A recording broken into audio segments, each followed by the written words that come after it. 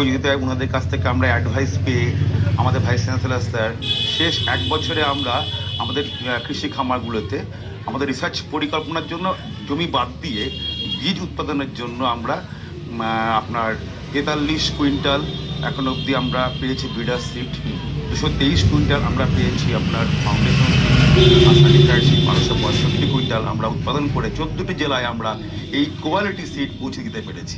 আচ্ছা স্যার, আপনার কাছে আসবো যে আপনি এবং ডক্টর মজুমদার অনেক নতুন নতুন পরিকল্পনার কথা বললেন, অনেক কিছু কর্মকাণ্ড আমরা শুনলাম, কিন্তু আমাদের রাজ্যে যে জ্বলন্ত একটা সমস্যা সেটা হচ্ছে যে কর্মসংস্থানের একটা ব্যাপার।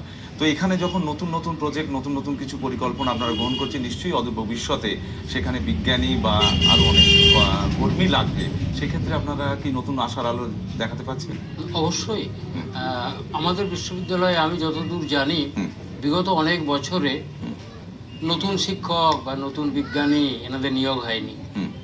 সম্প্রতি আমরা 100 জন বিজ্ঞানী এবং শিক্ষক নিয়োগ করেছি এবং 2-3 দিন আগে আরও 100 জন বৈজ্ঞানিক এবং শিক্ষক নেবার জন্যে আমরা বিজ্ঞাপন দিয়েছি। খুব তাড়াতাড়ির মধ্যে ওনাদের নিয়োগ করব এবং এনারা শুধু আমাদের মেন ক্যাম্পাস মোহনপুরে থাকবেন না, এরা বিভিন্ন যে আমাদের বিভিন্ন প্রান্তে যে আঞ্চলিক গবেষণা কেন্দ্র রয়েছে বা আমাদের ফার্মগুলি রয়েছে সেখানে এরা কাজকর্ম করবে। আচ্ছা স্যার, আরেকটা জিনিস জানবো যে ইন্টারন্যাশনাল ক্লাইমেট চেঞ্জ এগ্রিকালচার কনসোরিয়ামের আপনি প্রতিষ্ঠাতা এবং সঞ্চালক। তো আমাদের আবহাওয়ার একটা বিশাল পরিবর্তন সারা বিশ্বব্যাপী আমরা উপলব্ধি করছি। এক্ষেত্রে এই গবেষণার মাধ্যমে এই আমাদের যে নতুন নতুন যে পরিকল্পনা, সেখানে আবহাওয়া কি ভূমিকা পালন করবে? দেখুন, দুটো জিনিস রয়েছে। একটা হচ্ছে জাগতিক উষ্ণায়ন, যেটাকে বলে গ্লোবাল ওয়ার্মিং, আরেকটা বলে ক্লাইমেট চেঞ্জ, আবহাওয়া পরিবর্তন। এই দুটো ওতপ্রোতভাবে জড়িত। এখনও আমরা খুব গুরুত্বপূর্ণভাবে এই দুটোকে দেখিনি, কিন্তু আমি কয়েকটা উদাহরণ দিলে এটা যে কত ভয়াবহ আপনারা বুঝতে পারবেন।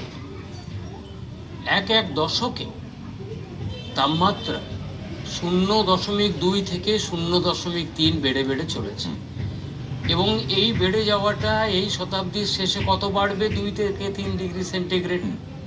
অঙ্কে এটা খুব কম মনে হতে পারে, কিন্তু এর যে প্রভাব এটা ভয়াবহ হবে। কীরকম? যেখানে এবছর খরা হচ্ছে, পরের বছর সেখানে বন্যা হবে। আচ্ছা আচ্ছা। এবং বিভিন্ন নতুন কীট পতঙ্গ রোগের উৎপত্তি হবে। কার্বন ডাইঅক্সাইডের মাত্রা যাবে বেড়ে, গ্রিন হাউস গ্যাসের মাত্রা যাবে বেড়ে। আবার আমাদের যারা ফসল রয়েছে সেই ফসলগুলি তাদের খাদ্য বা জল টানতে পারবেন না।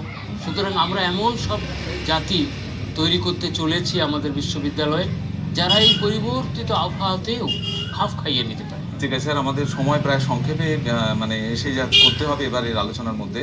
যে গত 2.5 বছর ধরে বিভিন্ন সভায় আপনি একটা কথা বলেন যে এগ্রি হেরিটেজের কথা বলেন এবং সেই সঙ্গে MCMF এর কথা বলছেন এবং লিমো, এই কথাগুলো একটু ব্যাখ্যা সংক্ষেপে যদি বলেন। পরে যখন সুযোগ পাই আমি বিশদভাবে বলবো। আজ শুধু জিনিসগুলি কি আপনাদের জ্ঞাতার্থে বলে দিই। এগ্রি হেরিটেজ হচ্ছে, আপনারা জানেন আমাদের নিজেদের ফসলের অনেক নিজস্ব দেশজ প্রজাতি ছিল, আমরা সেগুলো হারাতে বসেছি, যাকে বলে জেনেটিক ইরোশন, তার জন্যে। এবং এটা শুধু ধান, গম, ডাল শস্য এদের নয়, এগুলি আমাদের আম বলুন, কাঁঠাল বলুন, লিচু বলুন, এই সমস্ত হর্টিকালচারাল ক্রপসেও আমরা হারাতে বসেছি। এদের ফলন কম ছিল, কিন্তু এদের রোগ প্রতিরোধ ক্ষমতা বেশি ছিল, অ্যাডাপ্টেবিলিটি বেশি ছিল। আমাদের এখন ওদেরকে সংরক্ষণ করতে হবে, মূল্যায়ন করতে হবে এবং এই সমস্ত দেশজ জাতিকেই উন্নত করতে হবে। বাইরের জাতি এনে, বাইরের প্রযুক্তি এনে পশ্চিমবঙ্গের কৃষি পরিবর্তন করা সম্ভব নয়। আচ্ছা স্যার, সংক্ষেপে আমাদের একদম এতে চলে এসেছে। আপনি তো একটা কৃষক পরিবার থেকে। আমি একটি ছোট জিনিস আপনার অনুমতি নিয়ে বলি, সেটা আমাদের পশ্চিমবঙ্গের জন্য খুবই ইম্পর্টেন্ট। আমাদের কিন্তু এমন সমস্ত ফসলের দিকে যেতে হবে, একটি ফসল 2-3টে উদ্দেশ্য সাধিত করে। আমাদের অসময়ে, যেমন আমরা পেঁয়াজ করেছি বিধানচন্দ্রের বিজ্ঞানীদের দিয়ে, অসময়ের ফসল কিছু করতে হবে। গরিব যারা কৃষক তাদের কাছে আমরা যেমন বাঁকুড়া পুরুলিয়াতে করেছি, আঙুর চাষ করতে হবে, স্ট্রবেরি চাষ করতে হবে, হলুদ চাষ করতে হবে, এগুলোর উপরে আমরা খুব গুরুত্ব দিচ্ছি। আর গুরুত্ব দিচ্ছি আমাদের সরু চালের যে সমস্ত প্রজাতি আছে তাদের উপরে। আর সবশেষে বলি, আমরা অত্যন্ত গুরুত্ব দিচ্ছি পিছিয়ে পড়া যারা মানুষ, আদিবাসী ভাইয়েরা, আমাদের মহিলা কৃষকেরা, যুবা কৃষকেরা, তাদেরকে আগিয়ে নিয়ে আসার জন্য বিধানচন্দ্র কৃষি বিশ্ববিদ্যালয় রাজ্য সরকারের সঙ্গে সামঞ্জস্য রেখে প্রভূত কাজ করছে। আচ্ছা, আমাদের সময় একদম শেষ। আমরা এখানে ইতি টানছি আমাদের সঙ্গে স্টুডিওতে আসার জন্য, আপনার অমূল্য সময় দেওয়ার জন্য, এবং আশা করবো আগামী দিনে আরও আলোচনার মাধ্যমে এই বার্তা আরও পৌঁছে যাবে। আমাদের স্টুডিওতে আসার জন্য আপনাদের অসংখ্য ধন্যবাদ। নমস্কার। সেই সঙ্গে দর্শক বন্ধু, আপনাদের যদি আরও বিশদ কিছু জানবার দরকার থাকে অবশ্যই লিখে জানান আমাদের এই ঠিকানায়। কৃষি দর্শন বিভাগ, প্রজন্মে কেন্দ্র অধিকর্তা, কলকাতা দূরদর্শন, 18-3 উদয় শঙ্কর সরণি, গল্ফ গ্রিন, কলকাতা 7,95,000। ইমেল করতে পারেন